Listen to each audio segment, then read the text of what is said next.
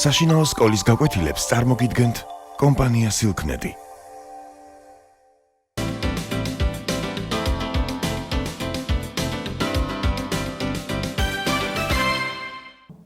მოგესალმებით, დღეს ჩვენ ვისაუბრებთ რევაზ ინანიშვილის მოთხრობაზე ჩიტების გამომზამთრებელი. ეს მოთხრობა ეხება საბჭოთა ეპოქას, იმ ეპოქას, რომელიც გაიარა თქვენმა პაპების თაობამ, თქვენი მამების თაობაც მოესწრო, როცა ადამიანები ცხოვრობდნენ ერთფეროვან შავბნელ რეალობაში და როცა იყო ადამიანი გაღიზიანებული ძირითადად, იმიტომ რომ მას არ მოსწონდა როგორც ჩანს ის მძიმე რეჟიმი, რომელშიც ცხოვრობდა ყველა, არ მოსწონდა ის დაძაბულობა, ის თავისუფლების შეზღუდვა და ამიტომ აი ამ გაღიზიანებას ამჟღავნებდა ყველა და ეს გაღიზიანება ყველა შემთხვევაში გამოიხატებოდა. აი აქაც თუ ჩვენ ეს ნაწარმოები უკვე წავიკითხეთ, აუცილებლად იგრძნობდით, როგორი გაღიზიანებულები არიან ეს ადამიანები და როგორი უსიყვარულობა ოჯახში ჩამოვარდნილი და ალბათ ყველა თქვენგანი ხვდება, რომ როცა ოჯახის წევრებს შორის აღარ არის სიყვარული, საზოგადოება მთლიანად დაცლილია სიყვარულისგან, რადგან თუ კი შენ არ გიყვარს საკუთარი დედა და მამა, ან და ქმარს არ უყვარს მეუღლე და ან და დედას არ უყვარს შვილი და ყველაფერში ცდილობს რომ ამ ბავშვს რაღაცა დაატეხოს თავს ან და რაიმე ცუდი თქვას მასთან დაკავშირებით, ცხადია რომ მას მით უმეტეს არ ეყვარება სხვა და მით უმეტეს ცუდი ურთიერთობა ექნება გარე სამყაროსთან. აი ასეთი გაღიზიანებულია ეს ყოფა, რომლის შესახებაც გვიყვება რევაზ ინანიშვილი და ასეთ შემთხვევაში ადამიანი, რომელიც ჩიტების გამომზამთრებელია, დაუკვირდეთ თვითონ სათაურს, ანუ ადამიანი, რომელსაც გული აქვს სავსე გარე სამყაროს სიყვარულითა და სიბრალულით და რომელიც გულში ჩაიხუტებს ჩიტს იმის გასაკეთებლად, რომ იგი არ გაიყინოს ან და იმ მიზნით, რომ გამოვაზამთრებს სახლში ვაჭამოთ და მერე გავუშვათო, ცხადია, რომ ასეთი ადამიანი ამ საზოგადოებაში ძალიან ცოდოა და ამ საზოგადოებაში ასეთი ადამიანი მართლაც გამოირჩევა თავისი გულით და იგულისხმება, რომ ძალიან შეეცდებიან, რომ ეს გული მას გადაუკეთონ და სხვანაირ კაცად აქციონ. სწორედ ასეთი რამ ხდება ამ ნაწარმოებშიც, ასე რომ ორიოდე სიტყვით გავიხსენოთ თვითონ შინაარსი, რაც არის გადმოცემული და შევნიშნოთ რამდენიმე დეტალი, რომელთა შესახებაც გვიამბობს ავტორი და რომლებზე ყურადღების გამახვილებაც უკეთესად წარმოგადგენინებს ნაწარმოების სათქმას. თანამედროვე დაბალჭერიანი ბინაა, რაღაცა გაპრიალებული იქვე ჩუსტები, სადღაც დევს სავარძელი, სადღაც სკამია, მაგიდა, ანუ ჩვეულებრივი, აბსოლუტურად სხვა ყველას მსგავსი სახლი, არაფრით განსხვავებული, მოდის მამაკაცი, ქალი შეხვდება 40 წლის ასაკამდე, თმებს ისწორებს, კაბას შემოიბრუნებს და აი როგორც კი კარი გაიღება და გამოჩნდება ეს თმაჭაღარა მამაკაცი, იქიდან იწყება უკვე ტრაგედია, რომელიც ამ ნაწარმოებშია გადმოცემული და რომელსაც მკითხველი გრძნობს. ცოლი ლამის ბღვერითა და ბუზღუნით მიმართავს სამსახურში მყოფ და იქიდან მობრუნებულ დაღლილ ქმარს გასაღები რა უყავი. ეს არის ის კითხვა, რომლითაც შეხვდა იგი მისალმების ნაცვლად, რადგან თითქოს დიდი საქმე გააკეთა იმით, რომ გამოიარა ერთი ოთახი და მეუღლეს კარი გაუღო. ქმარი იძულებულია მობოდიშება დაიწყოს და ქალს ატყუებს, საწვიმარში დამრჩა ალბათო, მაგრამ ქალი ასე ადვილად არ ტყუდება და ეს მისი გაღიზიანებულობა იმ წუთში გამოჩნდება. როგორ? მე დავაუთო ეს საწვიმარი და შიგ არაფერი არ იყო. მაშინ ალბათ დამეკარგაო. უკვე ცდილობს მამაკაცი, რომ როგორმე გაანეიტრალოს ქალის აგრესია და ერთგვარად ბოდიშიც უთხრას იმის გამო, რომ იძულებული გახდა და კარები გაეღო. მაგრამ ქალი, რა თქმა უნდა, არ ჩუმდება და ქალი კიდევ უფრო მეტად ღიზიანდება, როგორ დაკარგე გასაღები, ამას ისე მშვიდად ამბობ, კაცი უკვე კაცის გაღიზიანდა, აბა თმებს ხო არ დავიგლეჯ და ისე ხო არ ვიტყვიო და ჩანს, რომ ეს ადამიანები ერთმანეთს მხოლოდ და მხოლოდ სიტყვებით ებრძვიან, მათ შორის რასაკვირველია არ არის ან აღარ არის სიყვარული თუ კი ოდესმე იყო და მათ აკავშირებთ რაღაცა გარკვეული მოვალეობა მხოლოდ, მოვალეობა იმისა, რომ ისინი არიან ცოლ-ქმარი, ცხოვრობენ ერთ ოჯახად და იძულებულნი არიან, რომ ერთმანეთი აიტანონ. სურათი კედლიდან გადმოგცქერის და აი ამ სურათში ჩანს გაღიმებული ცოლ-ქმარი და კოპებს შეკრული 3 წლის ბიჭი. ამისთვისაც მოგვამზადა ავტორმა, რომ დაენახვებინა ჩვენთვის რეალობა. ეჩვენებინა ის, რომ ეს ბავშვი სხვანაირია და თუნდაც აპარატის წინ ის არ გაიღიმებს, იმიტომ რომ ცხადია ეს ცოლ-ქმარი ყალბად იღიმება, რადგან აპარატში უნდა რომ გაღიმებული გამოჩნდეს და სურათი ასეთი შეინახოს, ხოლო ბავშვი ზის კოპებს შეკრული, რასაც იგი ხედავს და როგორც აღიქვამს რეალობას, იმის მიხედვით იქცევა. ცოტა ხანში აღმოჩნდება, რომ ქმარმა მოიტანა ფიზკულტურის რეიტუზი, ამაზე მთლად გადაირევა ცოლი, იმიტომ რომ მას გაღიზიანებულ სკოლიდან მოსულს არ უნდა რომ შვილის სახელი ახსენოს თუნდაც და მით უმეტეს მას რაღაცა ახალი ჰქონდეს, თუნდაც ეს ფიზკულტურის რეიტუზი იყოს და ქმრის თავის მართლება, რომ სულ 6 მანეთი ღირდაო, მანეთი მაშინ ფულის ერთეული იყო, დღეს ეს არის ლარი. და ასე შეიცვალა სახელი და სულ 6 მანეთი ღირდა დიდი ამბავი და ბავშვს ამითი გავახარებ, ამაზე ქალი იმ წუთში იწყებს, რომ ის დებილი, ის უვარგისი, ის ოროსანი, ამაში 2 ყავს, იმაში 2 ყავს და როგორ ესე იგი სკოლაში მივედი და ამ დროს გახსოვთ ქალის პოზაც დაჯდა, მუცელზე ხელი მოიჭირა, როგორც აკეთებენ ხოლმე ასეთი კაპასი დედაკაცები და მთელი ლანძღვაგინება წამოვიდა შვილისა, რომელიც არ დადის ბატონო სკოლაში, რომელიც შეიძლება მაგრეიტუს სულ არ ჩაიცვამს ფიზკულტურაზე და რომ ასეთი უვარგისი შვილი ჰყავთ. ქმარი თითქოს ცდილობს, რომ ერთგვარად გაანეიტრალოს ქალი, როცა ეუბნება, რომ კიდევ უფრო უარესი შვილები არსებობენ და ქვეყანა არ იქცევა იმით, თუ ბავშვმა მიიღო 2, ან და თუ ქალს დააწერინეს განცხადება იმასთან დაკავშირებით, რომ ბავშვი შეიძლება გაუშვან პროფესიულ ტექნიკურ სასწავლებელში. არაუშავს მიიღოს პროფესია, როგორც მამა ამბობს, რადგან არ არის საჭირო, რომ ყველა ადამიანი თეთრი ხელთათმანებით დადიოდეს, ყველას თეთრი ტელეფონი ჰქონდეს და ყველას ჰქონდეს აუცილებლად მიდრეკილება იმისა, რომ რაიმე დიდ თანამდებობაზე იყოს. ქალს რასაკვირველია, ამისი გაგონებაც არ უნდა, პირიქით იგი მოსთქვამს და ვიშვიშებს იმასთან დაკავშირებით, რომ თვითონ ის რომ ადამიანია უკვე დაავიწყდა, რომ მას როგორც ადამიანს არ ექცევიან და რომ ნება იბოძოს მისმა მეუღლემ, ჩავიდეს სკოლაში, თვითონ გაარკვიოს იქ სიტუაცია, შეაშინოს ბავშვები, დაემუქროს მათ და ასე შემდეგ.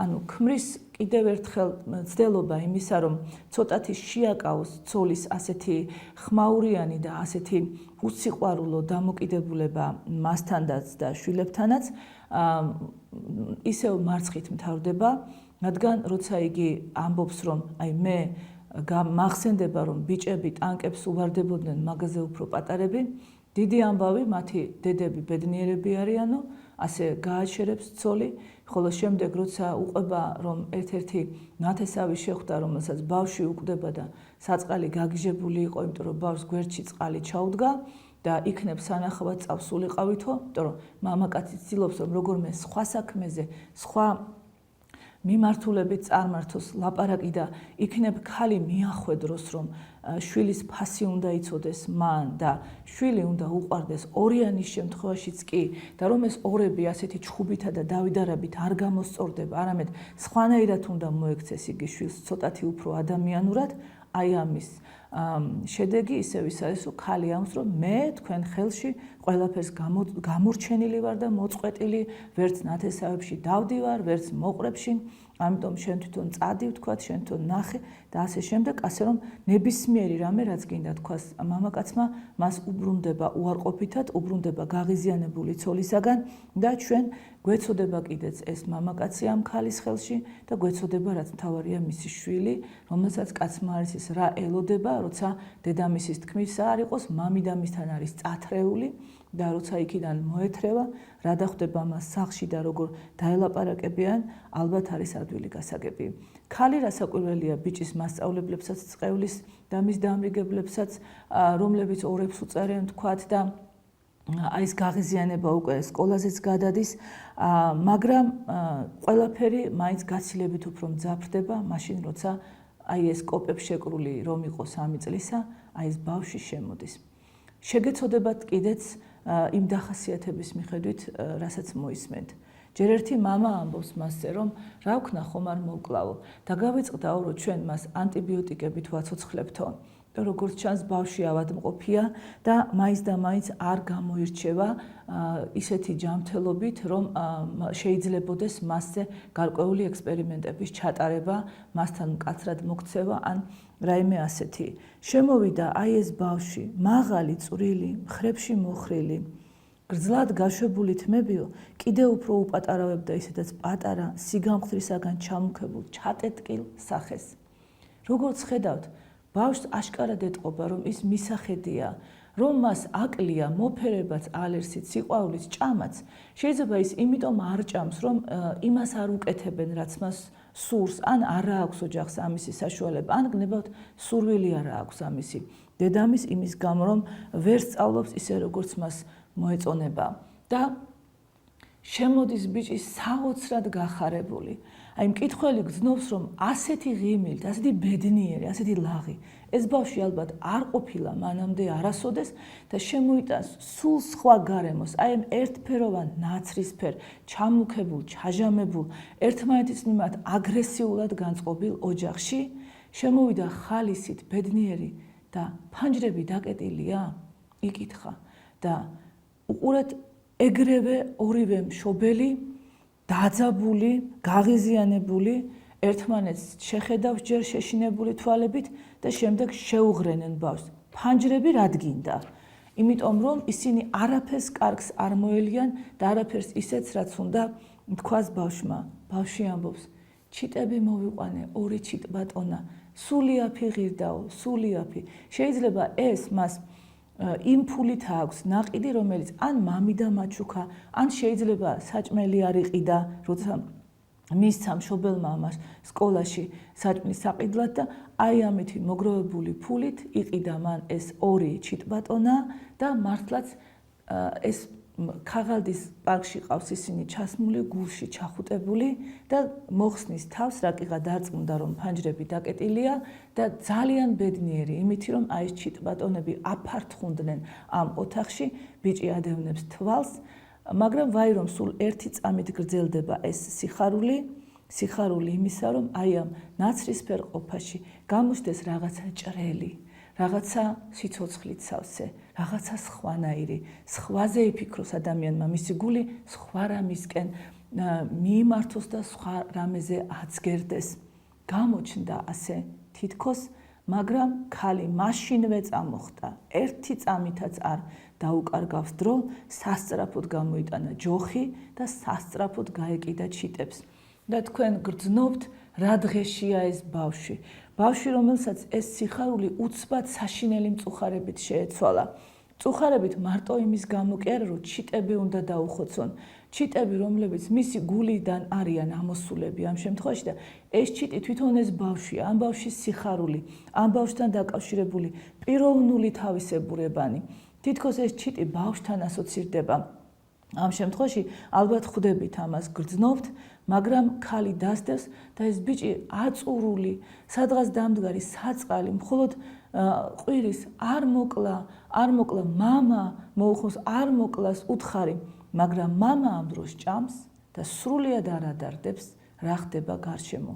მამა, რომელიც მანამდე თითქოს ცოლის დაოკებას ცდილობდა, თითქოს იმაზეც ლაპარაკობდა, რომ ვიღაცა უნდა პროფტექნიკუმშიც სწავლობდეს და თითქოს კეთილშობილ ადამიანად მოგეჩვენებათ ერთი შეხედვით, რომელმაც შვილსაც რეიტუზი უყიდა და თითქოს უფრო დადებითი პერსონაჟია, ვიდრე აი ეს ქალი, როგორც კი რეალურად გახდა საჭირო მისი კაცობის გამოვლენა და როგორც კი მას სიტყვა უნდა ეთქვა, რომ შვილი დაეცვა და შვილი სულიერი განადგურებისაგან ეხსნა, არა მხოლოდ ფიზიკური ტკივილისაგან, რადგან ბიჭს ფიზიკურადაც ეთკინებოდა ამ ჩიტების ამბავი და სულიერად კიდევ უფრო მეტად, ეს იყო მისთვის ფაქტობრივად სულზე ფეხის დადგმის მცდელობა.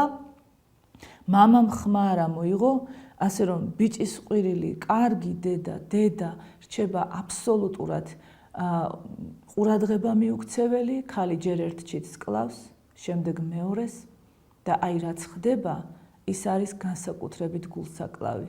ბიჭი, რომელიც რასაკვირველია, ჩვეულებრივად დადის და არ არის არც კოჭლი და არც რაიმე სახის ხეებარი, რაღაცა საოცარი ლაყუნით, თითქოს სიარულის თავიც რო არა აქვს, ისე აიღებს ფრთით ნაზად ჯერ ერთ ჩიტს, შემდეგ მეორეს, გადაყრის მათ სანაგვეში და მხოლოდ ერთ სიტყვას გაიძახის. კარგით, კარგით, კარგით. რადგან ყველა ჩვენგანი უნდა მიხვდეს, რომ ამ ბიჭში საოცარი ბოღმა გროვდება საკუთარი მშობლებისა და მთელი ამ სამყაროს მიმართ. ეს ბიჭი ემუქრება ყველას, ვინც არ აძლევს მას იმის შესაძლებლობას, რომ ნაცრისფერი ცხოვრება ცოტათი მაინც გადააკეთოს და ჩვენ გვგზნობთ, რომ როგორც კი იგი ძალას მოიქონიებს და როგორც კი რაიმეს მიაღწევს, უნდა შური იძიოს როგორც საკუთარ მშობლებზე, ასეთი ტკივილისათვის, ასევე მთელ სამყაროზე, რადგან საბრალობელი თვალები, როგორც ამბობს რევაზი ინანიშვილი, მას უზარმაზარი ცრემლებით აქვს სავსე და აი ასე შესცქერის დახოცილ ჩიტებს. ფაქტობრივად მას საკუთარმა დედამ ოცნებები დაუხოცა. ყველაფერი ის ჩაუკლა, რაც მასში იყო ღირსეული და ყველაზე ამაზრზენად მაინც გაისმის ამ შემთხვევაში მამას დარიგება. თუ არ გავალებენ, არაფერი არ არის საჭირო. თუ ჩიტების გამოზამთრებას არ გავალებენ, არც ეს გამოზამთრებაა საჭირო. როგორც ხვდებით, ადამიანი არ არის რობოტი, რომ მან მხოლოდ ბრძანებები შეასრულოს. აი სწორედ ეს რობოტობა აქცევს მას ასეთ გაღიზიანებულ და ნაცრისფერ ადამიანად და ბიჭი არის ერთადერთი ადამიანი, რომელსაც სურს გაიქცეს ამ სამყაროდან, თავი დაიხსნას ამ ნაცრისფერი რეალობიდან. ბიჭია ერთადერთი ჩიტების გამომზამთრებელი და მისი შეკრული კოპებიც არის სწორედ იმ პროტესტის ნიშანი, რომელსაც ეს ბიჭი გულში დაატარებს და მას არ უნდა, რომ ამ ჩიტივით იყოს მოკლული ამ ნაცრისფერ რეალობაში, მაგრამ ყველაფერი მიმართულია სწორედ იქითკენ, რომ ისიც ისეთივე ჩვეულებრივი კაცი გახდეს, როგორც ყველა სხვა და მასაც ჩაეკლას გულში სურვილი, რომ ჩიტები გამოაზამთროს, ანუ იყოს სხვანაირი, იყოს ლამაზი და მეოცნებე. იმედია, რომ ეს სამყარო შეიცვლება, რადგან ის ტკივილი, რომელსაც ნაწარმოები გვიტოვებს, ყველა ჩვენგანს კიდევ ერთხელ დააფიქრებს და ყველა ჩვენგანს მიახვედრებს, რომ კაცობა ის კი არ არის, რომ ჩიტები დავხოცოთ. კაცობა ის კი არ არის, რომ ერთმანეთს გაღიზიანებულები ველაპარაკებოდეთ და სიცოცხლე შხამად ვუქციოთ, არამედ კაცობა ის არის, რომ ჩიტები გამოვაზამთროთ, მათზეც ვიზრუნოთ და ნებისმიერ ჩვენგანზეც. რევაზი ინანიშვილი სხვათა შორის ერთხელ წერდა და წერდა იგი ბავშვებისთვის გასაგონად, როცა ძილის წინ დაფიქრდები, რომ სადღაც ბეღურაა აბუზული ზამთარში სცივა, სადღაც რომელიღაცა ცხოველი თათს ილოკავს, იმიტომ რომ შია, როგორც კი ამაზე იფიქრებ, მაშინ ახარ ადამიანიო. რეზო ინანიშვილი სწორედ ეს უნდოდა, რომ ნებისმიერი ადამიანი ადამიანური ყოფილიყო და ნებისმიერი ბავშვი გაზრდილიყო როგორც ჩიტების გამომზამთრებელი და არა როგორც ამ ჩიტების დამხოცველი და სამყაროს გამაუკუღმართებელი. გმადლობთ ყურადღებისთვის.